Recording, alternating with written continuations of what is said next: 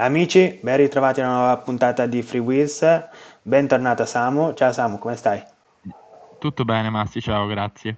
Oggi puntata succosa di Free Wheels perché verrà divisa in questo modo. Una prima parte dove parleremo della Coppa Italia, dove Samu non è molto contento. Una seconda parte dove, signori e signori, ritorna dopo 10 anni in Italia lo Star Game di basket di carrozzina e una terza parte dove abbiamo un ospite molto interessante, molto particolare, mio vecchio caro amico, e faremo due chiacchiere con lui. Primo argomento della puntata. Samu, c'è stata la Coppa Italia. Coppa Italia pazzesca, voglio farci i complimenti perché la guffata a Cantù è stata clamorosa. Il nostro pronostico aveva previsto una Cantù praticamente dominante. Questo pronostico si vede che ha, diciamo, tolto un pochino di talento nei giocatori di Cantù perché nella semifinale contro di voi non hanno giocato male, però hanno veramente sbagliato tanto al tiro, percentuali molto basse. Voi avete fatto una gran bella partita e vi siete portati a casa alla semifinale. Allora, devo dire che Cantù è apparsa un pochino sottotono rispetto alla Cantù, alla corazzata Brianzola che avevamo presentato. Non hanno saputo mettere a frutto il gioco di squadra corale che dovrebbero avere, anche guardando semplicemente il loro roster. E Santo Stefano ha semplicemente giocato meglio e soprattutto ha segnato di più, sia da fuori area, da 2 che da 3. E, mh, e poi, boh, non so, Massi, se ti so dire se l'avevano preso sotto gamba questo match, oppure appunto se pensavano di averlo già portato a casa, visto che Santo Stefano è una squadra prevalentemente di giovani, anche se poi in campionato all'andata avevano vinto di pochi punti, però ecco, sono apparsi un po' sottotono. Secondo me una squadra fatta di giocatori con così tanta esperienza, io non ci credo che prenda una partita sottotono, soprattutto se è una semifinale di Coppa Italia, che è win or go home, e questo ti può portare un titolo. Invece, parlando di Sassari Giulianova, questa è una grossa differenza con Cantù, ovvero io Sassari la sto vedendo in calo nelle ultime partite. In concomitanza c'è stato un giocatore al comando, ovvero Joel Boganelli, 29 punti, 12 su 14 al tiro, se gli passavi anche uno scaldabagno metteva anche quello. Partita clamorosa di Joel. Penso sì, ripartendo da Sassari, penso che sia un po' in calo e l'unico che forse sta tenendo alto un pochino il ritmo, vedo Mosler e a tratti Ghione. Poi secondo me stanno venendo meno sia Murakami che gli altri. E dall'altra parte Giulianova è stata quasi tutta Boganelli, perché quando ti va a mettere a referto 29 punti con 12 su 14 al tiro, o gli metti un uomo fisso, attaccato, perché davvero come hai detto te, gli potevano passare pure un cocomero e avrebbe messo pure quello. E, paragone azzardato, però visto per i tuoi standard in quella partita lì, per la precisione al tiro mi ha ricordato un certo Abdi Jama. Sì, è vero, è vero. Speriamo che... Io vedo ancora una volta, non capisco. Lascia stare il fatto che comunque Sassari, te l'ho detto, è in calo da qualche partita. Se hai un giocatore così infuocato come Boganelli, soprattutto perché è comunque punti 1, cioè è più facile da marcare. Quindi voglio dire, se era un Boganelli più gli altri, cioè non capisco come sia possibile che Boganelli abbia potuto prendere 14 tiri. Poi oh, lui è stato bravissimo, sono stato io il primo a dirlo, però com'è possibile che prenda 14 tiri? Cioè io a quel punto dico piuttosto fermo lui e vediamo gli altri. Benvenuto sta facendo un campionato davvero ottimo e quindi secondo me la strategia proprio di Sassari era stata quella di cercare di evitare i vari blocchi, pick and roll proprio di Benvenuto, perché poi da sotto area è praticamente sempre una sentenza. Quindi magari provando a sfidare al tiro i tiratori di Giulianova. C'è McIntyre che in semifinale ha fatto maluccio, lo stesso Tanghe non ha brillato, e però c'è stato un Boganelli infuocato, quindi ecco, dovevano secondo me mettere più pressione a Joel quando vedi che ha delle percentuali elevate. Invece per la finale, mi è dispiaciuto per te ovviamente, è stata una partita tirata, voi siete stati sopra, direi fino alla fine del terzo quarto più o meno, soprattutto alla fine avete sofferto la difesa di Giulianova che non ha fatto niente di che, ha semplicemente messo pressione sulla palla e voi dall'altro lato non vi facevate trovare liberi per un passaggio pulito e e quella difesa l'avete sofferta molto. Avete fatto 24 secondi diverse volte.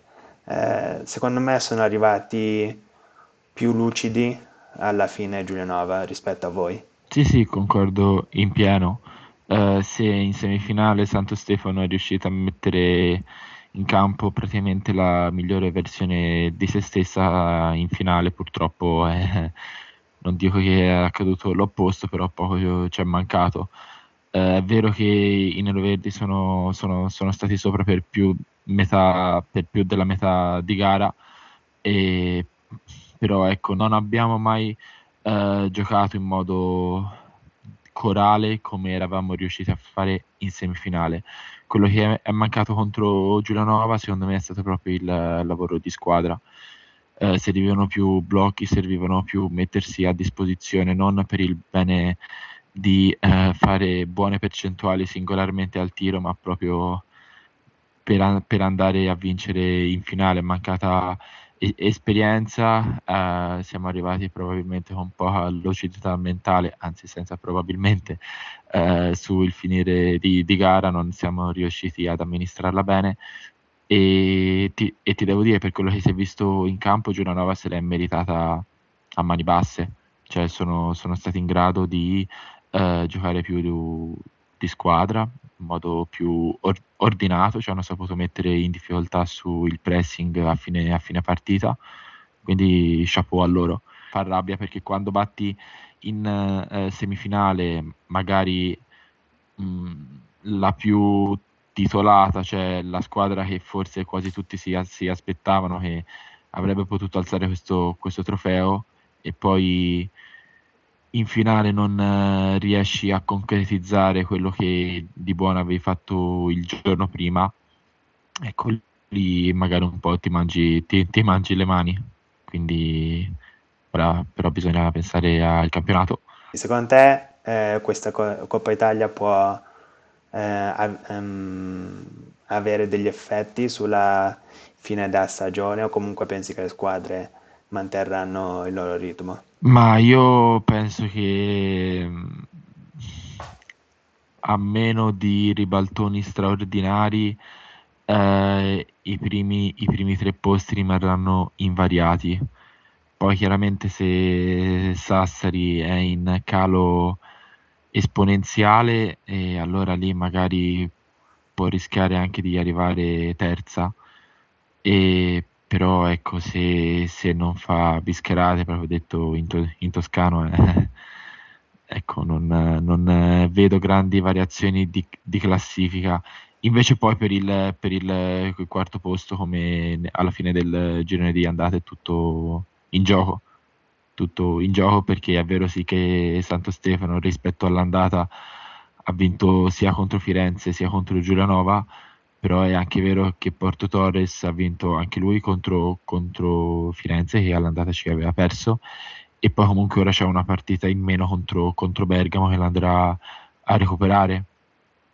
Quindi ecco, varrà sicuramente poi lo scontro diretto, e Poi diciamo che parlando di Asia Waves, gli è andata parecchio bene la partita che hanno disputato a Reggio Calabria, perché vincere con un canestro di Simula in appoggio a 2 secondi dalla fine significa che è vero, erano gravati dall'assenza di Lusinski, che è uno dei loro giocatori cardine, però ecco, hanno faticato molto e ora sono curioso di vedere anche nel prossimo fine settimana cosa andranno a fare contro Cantù. Sì, mi ha lasciato un po' di stucco il canestro di Simula, anche perché se tu vedi l'azione, praticamente è come se Spanu fosse uscito dal blocco ed era tipo all'altezza della linea del tiro libero,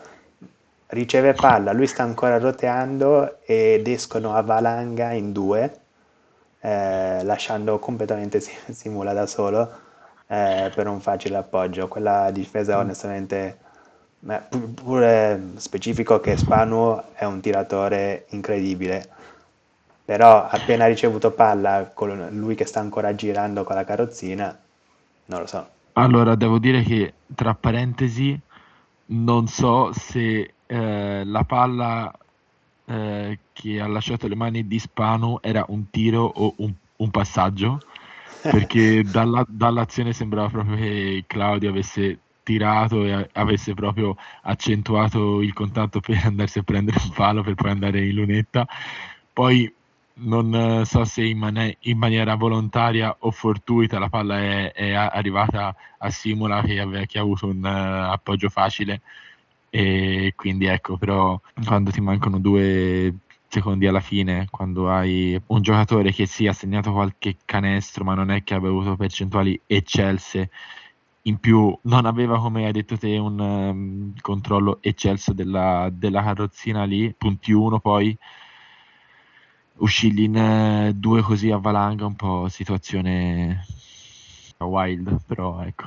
No, ma il punto è appunto quello che dici te del controllo della carrozzina, cioè anche se fosse stato un 4,5 in quella situazione aveva difficoltà in controllo della carrozzina perché era una virata molto brusca e molto veloce, quindi vabbè, Mhm. piccolo errore che gli è costato la partita.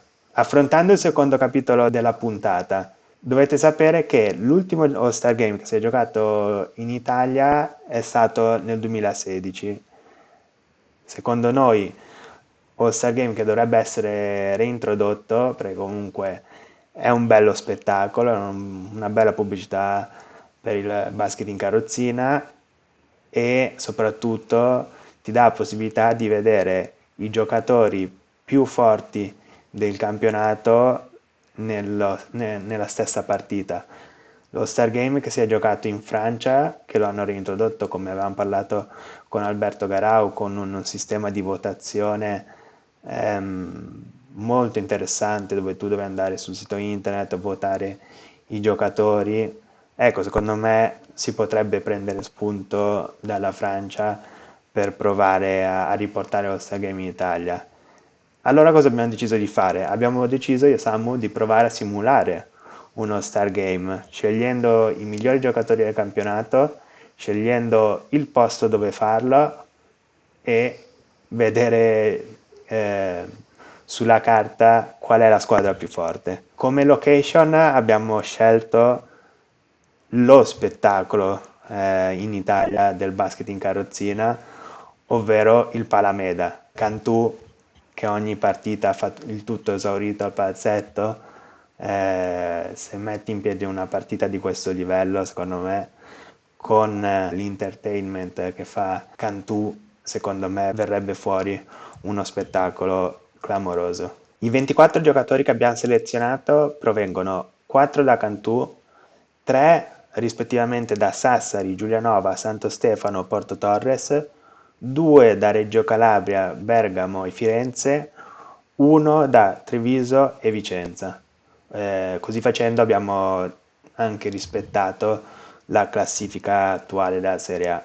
Offline abbiamo lanciato una monetina che ha decretato il fatto che io inizio a scegliere e la modalità di selezione sarà una scelta la avrò io, 2 scelte le avrà Samu, 2 scelte le avrò io, 2 scelte le avrà Samu e così via. I giocatori che abbiamo selezionato sono punti 1, Patzwald e Boganelli, punti 2,5, Harry Brown, Miceli, Ferreira e Pellizzari, punti 3, Benvenuto, Meiaoui, 3,5, Cini, Verdun, Carrossino, punti 4, Bezzeti, Giaretti, Marcondes, Trebuchet, Papi, Mosler, Chaudhry, Sbuels, Murakami e Sain, 4,5, Da Silva, Lusinski e Vigoda. Inizio io a scegliere e come primo giocatore scelgo un giocatore di cui abbiamo parlato in precedenza per la Coppa Italia, ovvero punti 1 Joel Boganelli. E allora io farò il ragionamento opposto al tuo. Se te sei partito dal punti bassi, io ti prendo 2 punti medio-alti e faccio tornare insieme la coppia di Genova, Carossino-Giaretti. Io vado a Cantù e da Cantù mi prendo Verdun e Bezzeti. E allora io mi sposto più sui punteggi medio-bassi e ti prendo Harry Brown da Asenara Waves e la Patzwald da Cantù. Allora io ti completo il mio quintetto con 2 italiani, uno molto giovane, l'altro con un po' più di esperienza, ovvero Benvenuto e Miceli. Samu, cioè io ti dico soltanto, immaginati questo, Verdun dietro al blocco di Bezzeti, Miceli dietro al blocco di Benvenuto e Joella in centro inizia a pregare, Samu. E allora io ti concludo il mio quintetto con un tiratore e ti prendo il lungo di esperienza, 4,5, Lusinski. Se non erro, entrambi i quintetti sono a 14, Sì? quindi anche sulle prime sostituzioni possiamo avere un po' più di margine. E anche il mio, dai, penso sia venuto bene. Da fuori con Carossino, Giaretti e Lusinski e bloccanti Pazzwald, Brown. E poi volendo si potrebbe anche pressare, con Brown e Giaretti sopra, insieme alla Pazzwald e dietro Carossini che anticipa e Lusinski. Beh, auguri con Bezzeti, con la velocità di Bezzeti, con Verdun, Sì, con sì, suo sì. trattamento di palla, auguri. Dai, dimmi la tua prima riserva. Allora, la mia prima riserva, ti prendo Marcondes. Ah, Marcondes, non male, che sta facendo una gran bella stagione a Reggio Calabria. Io invece inizio con un giocatore, giusto per mettere un po' di, non so, un po' di allegria in squadra e questo giocatore mi darà anche la possibilità di svariare più quintetti, di cambiare più quintetti, ovvero 2,5 brasiliano da Firenze, Ferreira. E insieme a lui ti prendo un giocatore di cui sono innamorato da quando è arrivato in Italia.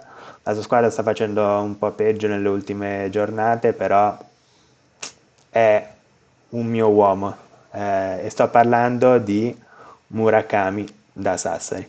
E allora io procedo con un punti 3 di esperienza, ti prendo Meyawi e poi ti prendo Mosler. Stiamo parlando di bloccanti, facciamo così. Ti tolgo anche da quel piccolo imbarazzo che sarebbe essere il general manager di te stesso e quindi io prendo Cini da Santo Stefano e in più ti vado a prendere un giocatore clamoroso italiano che ha giocato in Spagna e che adesso sta giocando a Sassari, ovvero Giulio Maria Papi. Allora io ti prendo un giovane dalle prospettive molto interessanti e ti chiamo Pellizzari da Treviso Beh, non male, non male. e te lo affianco a un altro giocatore per dare il cambio a Lusinski e ti prendo da Silva da Firenze. Vado su un giocatore di grandissima esperienza, un vincente, uno che ha giocato in Italia, ha giocato in Spagna, ha Mhm. giocato in Germania, che, metti caso, serve anche un cuoco, ha fatto Celebrity Masterchef e stiamo parlando di Gaz Chaudhry. E insieme a lui ho deciso di prendere un giocatore italiano di grandissima prospettiva. Quest'anno sta giocando a Bergamo dopo essere cresciuto a Roma, essere andato a Cantù, è ufficialmente esploso a Bergamo e stiamo parlando di Sbuels. Io di 4,5 ce n'ho già 2, quindi anche se Vigoda è un buon giocatore, però sono interessato sia dal vedere Sain come un giocatore fuori da una squadra che lotta per la salvezza, sia Trebuchet in un contesto differente, quindi ti prendo sia Trebuchet sia Sain. Ok, perfetto. Io prendo Vigoda e cercherò di motivarlo raccontandogli tutti gli insulti che gli tiri tu di nascosto. Ragazzi, allora lasciateci nei commenti secondo voi chi sarà il vincitore di questo All-Star Game tra Team Massi e Team Samu. Nella seconda parte dell'episodio di oggi abbiamo un ospite veramente speciale. Ho giocato con lui quando ero a Varese, abbiamo giocato insieme 2 stagioni e lui ha veramente una gran storia, soprattutto sì, per quello che ha fatto in campo, ma soprattutto per quello che ha fatto una volta tornato in Portogallo. Ragazzi, vogliamo dare il benvenuto all'unico e inimitabile Pedro Bartolo. Thank you. How are you, Pedro? I'm good. I'm glad I understood everything in Italian, so Great. After okay. 6 years? I'm happy. Yeah, yeah, more than that. Yeah. 7 now. Yes, I don't know. So, how are you? How's everything going with your team? Well, it's a special year since we transitioned to FC Porto. Things are a little more demanding right now, which is good. We have better training conditions, and I think it's a huge mark for wheelchair basketball in Portugal because it can open doors for other big teams to join wheelchair basketball. We played together in Varese in 2017, 18, and 19. Unfortunately, it didn't end in the right way because we got the relegation. But what do you remember about that period in Italy? Well, it was like you said, it did not end well. Lots of ups and downs. But I remember the team had a lot of quality that we couldn't show on the court. We are like able to compete against Cantu and lose by 6, but at the same time we were also battling with the lower the teams of the lower part of the table. In the end, it did not end well. It was really frustrating because we thought we could play a third game against Bergamo. I remember that, and I remember that I scored a game that it was probably the game winner. But then we suffered 2 free throws, and that was it's still in my memory.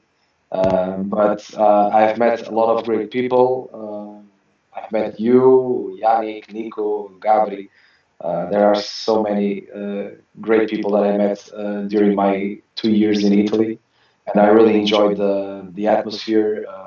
Playing in Cantu was always special. Playing also against other big teams like Santo Stefano and Santa Lucia. I mean, I really like Italian wheelchair basketball, and I had a couple of friends playing there. I still have Ismael playing in Santa Lucia in Serie B.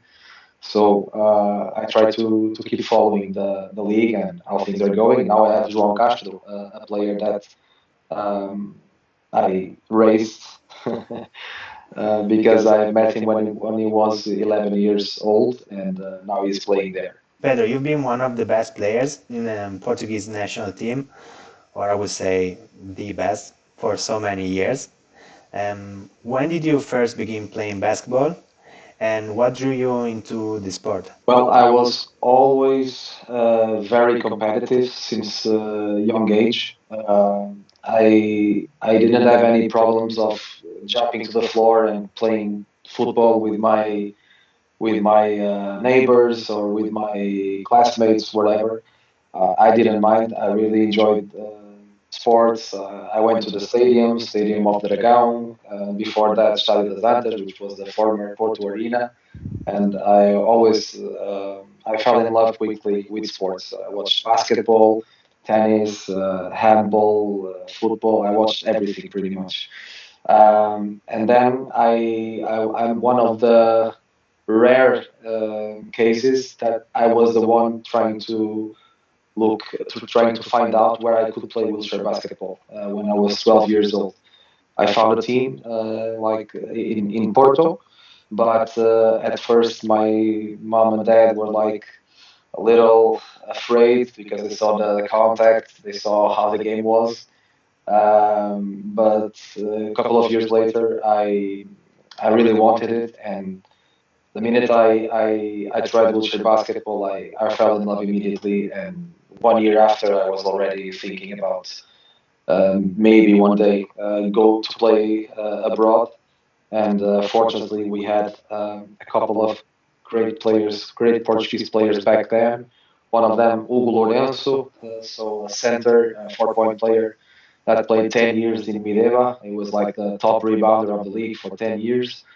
He played with Chava Zavala, with so many legends of the Spanish wheelchair basketball. They were able to reach the final of the cup with only 7 players against the Union. So it was really inspiring for me, and I can say it was I fell in love really quick. And about your not only the beginning of your career, but the complete one. Like, who were the people early in your career that helped you most? Well, I should mention my family because my uncle, who is also called Pedro, and my mom, they were really important in my career. They went to Italy a couple of times. They went to Spain constantly when I was playing in Mideva and Valladolid. And they were key for me to start playing wheelchair basketball. Then on the court, Hugo was very important, the guy from Mideva. It was like the one who tried to open the doors for me in Spain. And it wasn't a happy first year for me. It was really tough, but it opened a lot of doors, a lot of opportunities, and I was really fortunate because Portugal back then in 2007 we had a Spanish coach, which was Jose Maria Cristo, and he started to coach the Portuguese national team, and we started to take sports a little bit more, adapted sports a little bit more serious. And Portugal won the Division C and was finally promoted to Division B. And we had a really competitive group. And one of the players played in my team, Henrique Souza. It was a class one, ironically. So, but it taught me so much because it was a class one that played with. He was so smart on the court. He could read the game really fast, and at the same time, he had an amazing shot. He was like a 3-point shooter. You can find a lot of class one that are the 3-point shooters. And besides, his work ethics were amazing. I remember that 6 months after I started playing wheelchair basketball, I was practicing with him. He was preparing the Division B, the European Championship, and I was just there, just a kid there, practicing with him like every single day, and he was alone by himself, trying to prepare for the European Championship, like for a whole month consecutively. So I think those guys were the most important ones. As I said, we met in 2017 when we played in Varese, and before that, you played also in Spain. How did playing abroad shape you as a person and as a player? I think it made me a lot more tough and resilient because you find so much adversity to be successful in wheelchair basketball, and when you are playing abroad, you need to learn also not only the sporting side, but also the the things you have to do at home, like cooking and being by yourself, learn different languages, meet new people. You are by yourself, and I had that experience when I was 22 and I moved to Mideva. Then I've had a short period in Ferrol for like 6 months, and it was great because Galicia and Ferrol, it's my favorite part of Spain. And then finally I moved to Valladolid when I thought that I was finally gonna get some minutes, but in the end I was completely shadowed by one of the local guys that was there for his whole life. He was a great person, but as a player, I knew I could be better than him, or at least as good as he was. But I didn't have chances, and I really considered to stop playing professionally. I went back home. I was the MVP of a Lisbon tournament. We had Burgos. Burgos back then was a decent team in the Spanish league, and we had a couple of Portuguese teams. And I've decided to keep pushing forward. And I went back to Mideva in 2016, and there they didn't have many alternatives to me, so I played for half of the season, the 40 minutes. We had a pretty good lineup with Juan Luis Perez, Lindblom, Cano, Salvador Sandoval, the Mexican. So we had a very good lineup, and I remember a thing that one of the physiotherapists told me when I left Mideva for the second time that it really stuck in my memory. She said, "You are like not the most. You are not the player that people are going to write about when they are writing articles who scored the more points in the game. But for sure, you were the most important guy in the lineup of Mideva because you shared the ball and you played in the smooth way." So I kept those words, and that was important for me to keep trying to find a better opportunity, and that opportunity showed up with Varese. And sometimes a lot of people aren't able to see like Yeah. the real value of the player. Like they are going to see only the statistics and the points made. So well done. And you talk about a lot of players, not only in the Portuguese league. So I'm going to ask you, like, what were the cultural or sporting differences you noticed between Portuguese wheelchair basketball and leagues abroad? I think in Portugal we are still fighting to reach that equality between adapted sports and conventional sports. Our league is not professional. We have a couple of teams that are investing more, and they are starting to help the players, at least with some of the costs of playing wheelchair basketball.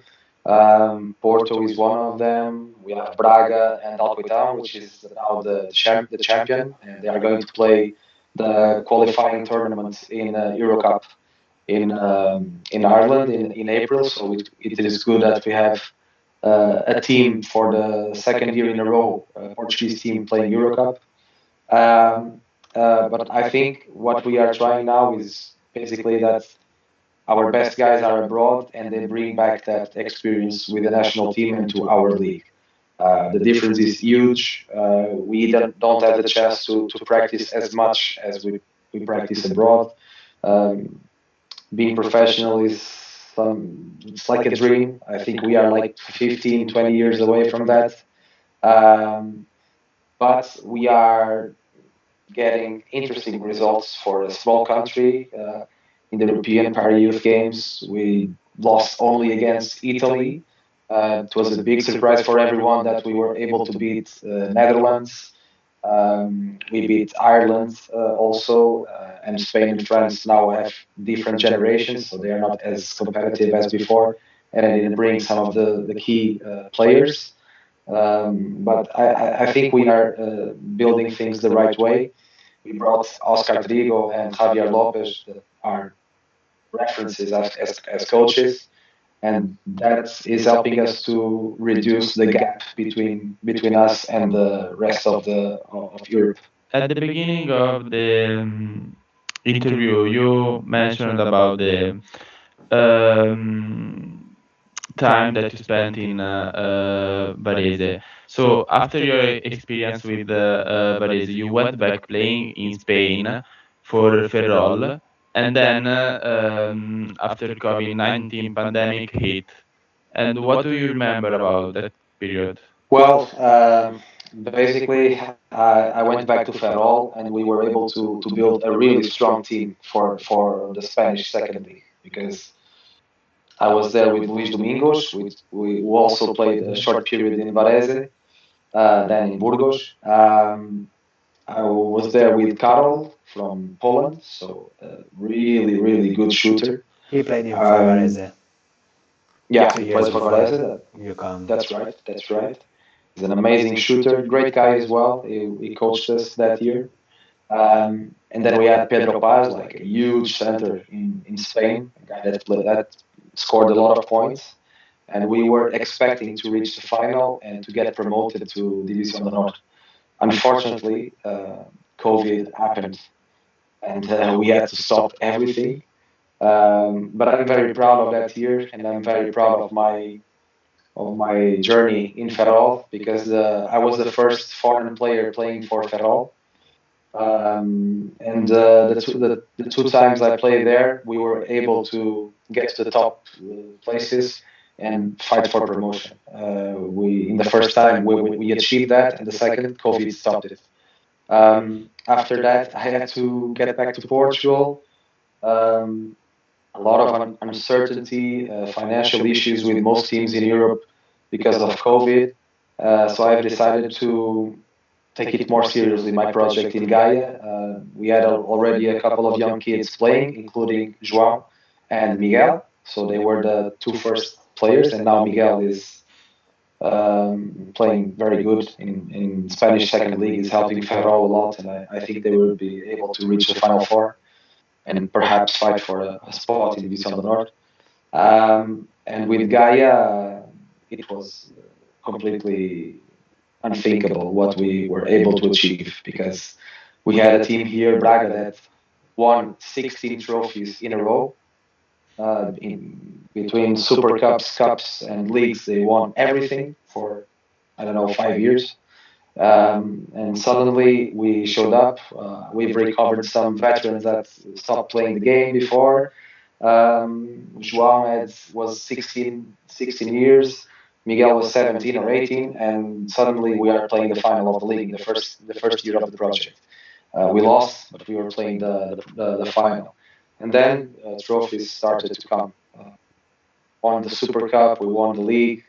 Year after, without Miguel, we played, because Miguel left to Barcelona. We played and won the cup and the league again. So it was an amazing period, not only because of the trophies, but also because um, we we we could put some people in the sport that never met or didn't have an idea that wheelchair basketball existed. A lot of young players. I focus a lot on that because Portugal has not a very structured strategy for Paralympic sports. So it depends a lot on the most experienced players and on small projects like this to bring more people to the sport. And I'm proud of that part, and I'm very proud that now they are playing abroad and professionally. And you talked about Gaia. What about Porto? Well, Porto is a whole different reality. We had in our first practice, we had the president of Porto, André Vilas Boas, in our practice, like saying hi to everyone. Um, it's funny to walk or roll with our wheelchairs in the same hallways where you find the standing basketball team, handball team, the football players when we have media events.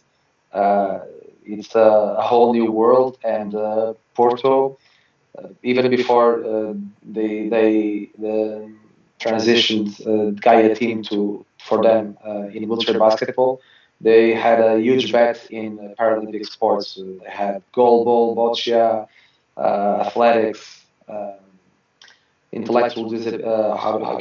can I say it? Basketball for people with intellectual disabilities. So Porto had a huge bet. We are more than 150 athletes of adapted sports in Porto.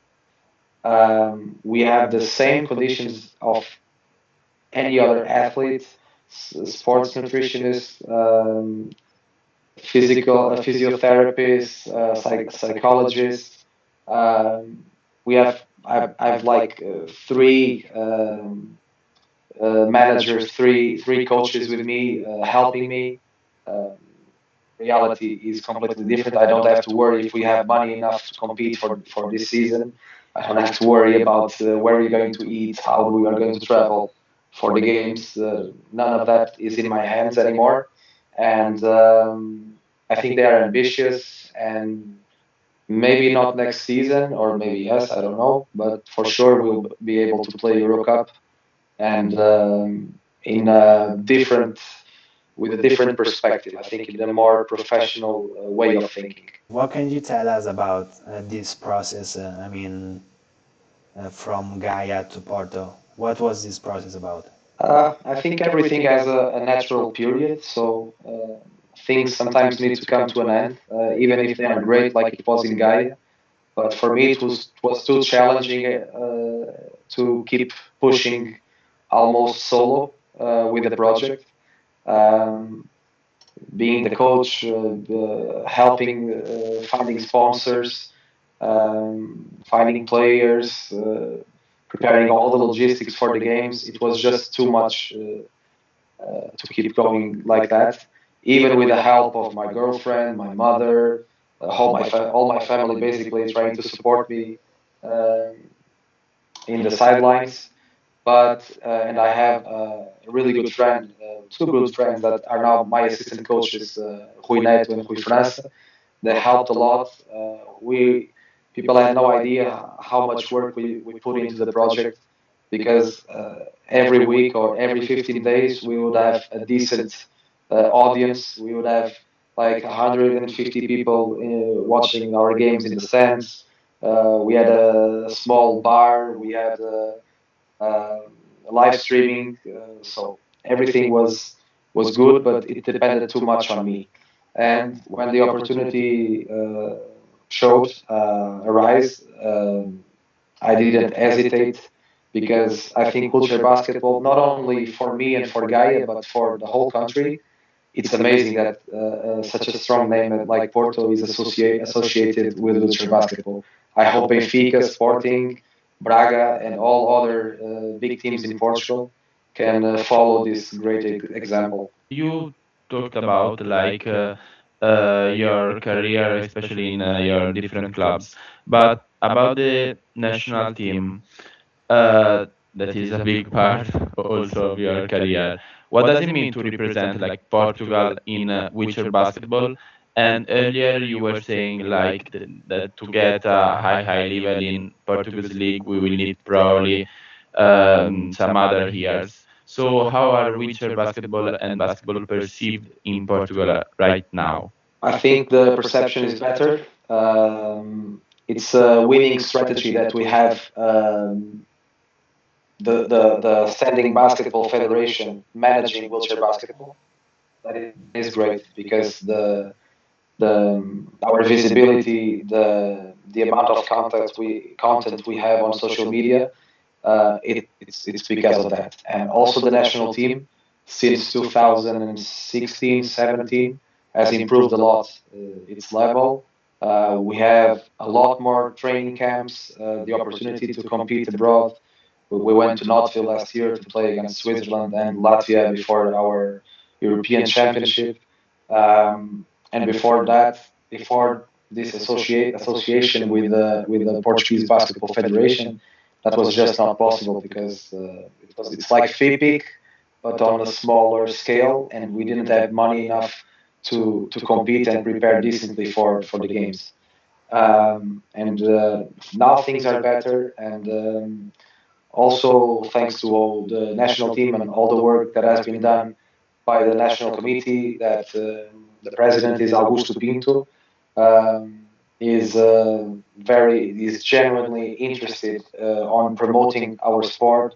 He does it for free, so he's really a guy that we must be thankful for having him with us. Um, and obviously, this shining signing of bringing Oscar and Javi, it was decisive for us to grow as a national team and as a country in wheelchair basketball as well. We are competing. We are not scared anymore of anyone. We went to the I went to the World Cup of 3 against 3, and it was fun to see us compete against Austria, to compete against Australia. So teams and countries that are much more developed than Portugal in wheelchair basketball, and we were able to compete against them for short periods. And we even won some of the games against Malaysia, Croatia. Croatia is a traditional rival of Portugal, and we were finally able to beat them. And this year in the Division B, we for sure we want to be on the first half of the table, and perhaps who knows to fight for a semi-final or a final and a promotion to Division A. I'm not sure we are quite there, but for sure we are better than 5, 6 years ago, and we have such big talents coming in this next generation. Afonso Tavares, the MVP of the European Para Youth Games, is an amazing four-pointer. He can play anywhere he wants. I hope he leaves the country soon enough to show his talent to Europe. He's 19 years old, and he was the best in points, assists, and rebounds in the Para Youth Games. Changing the focus, what about you? Like, who is Pedro when like the training stops, and what are you passionate about outside basketball? Well, the problem sometimes is that training never stops. That's one of my problems. But I'm learning. I'm learning to manage life now, and my girlfriend also tries to to make me think and look at things differently. That sometimes resting and doing other stuff is important as well. But like I said, basketball consumes me a lot and consumes a lot of my time. I manage Portugal BCR, the page dedicated to Portuguese wheelchair basketball. I'm a level 2 coach. I'm also one of the teachers. Let's put it that way, on the national courses of wheelchair basketball. So it takes a lot of time, but when I'm able to escape from all that, I really enjoy a good book. I really enjoy going to the movies. I'm not, and especially some family time. That you both of you know that we lose a lot of anniversaries, a lot of family events, a lot of nights with friends, and I try to compensate as much as I can with my godson, with my friends, with my mother, with my girlfriend. So spending time with them is it's enough for me. I hope I can spend much more time with them in the future. So, what goals are you chasing right now on and off the court? On the court, I want to win with Porto. I want to win something with Porto already this year, if possible. It's gonna be tough because we faced some issues, some injuries. One of our best guys, a three point player that's really fast, 18-year-old. So he was also at the EP games. He got an injured, so we cannot have him until maybe April. We are hoping for the playoffs he will be back, and I want to win something with Porto, the cup or the league or both. But for sure, we have that goal, and we have talked about it. We need to talk about goals so that things can happen. And off the court, um, and on the court, still on the court with the national team. The main reason I keep playing and I keep practicing the way I do, even though I'm not professional anymore, I practice 4 times on the court every week and 3 or 2 times in the gym. And the reason I keep practicing like that is because I want to leave the national team in Division A when I retire. Okay, so I want Portugal to be Division A. I think we can fight, maybe not right now, but we can fight against Switzerland, Austria, Latvia, Israel. For sure, against those national teams, we are able to fight against them, and I hope that happens. And off the court, I want to transform Portugal BCF into an association, promote sports for everyone, probably not only wheelchair basketball, but to give sports opportunities to young kids with disability, and to be able to finance and create some kind of scholarship to offer to Portuguese athletes, students in wheelchair sports. That's one of the main goals right now. And what do you want people to remember when they hear your name? I want people to remember that I changed the game and that I changed the way people see the game. Both of that. These two things are important for me. Not only how I was as a player, but especially how I changed people's perception about wheelchair basketball in Portugal and about what an athlete can do in a wheelchair. That's important for me. Okay, guys. So we're coming to the end of this interview. Pedro, thank you so much for Thank taking you, the guys. time to be here with us, and I hope you enjoyed being here with us as well. Yeah, a lot, man, a lot. Thank you for the invitation. Thank you very much. Ragazzi, siamo arrivati alla fine di questa puntata. Vi chiediamo come al solito di lasciare i like, i commenti, di condividere i video, di attivare la campanella per rimanere aggiornati sui prossimi video. Vi ringraziamo di cuore, un saluto da me, un saluto da Samu Ciao, ciao, ciao. e ci vediamo sempre qui su Free Wiz. Ciao!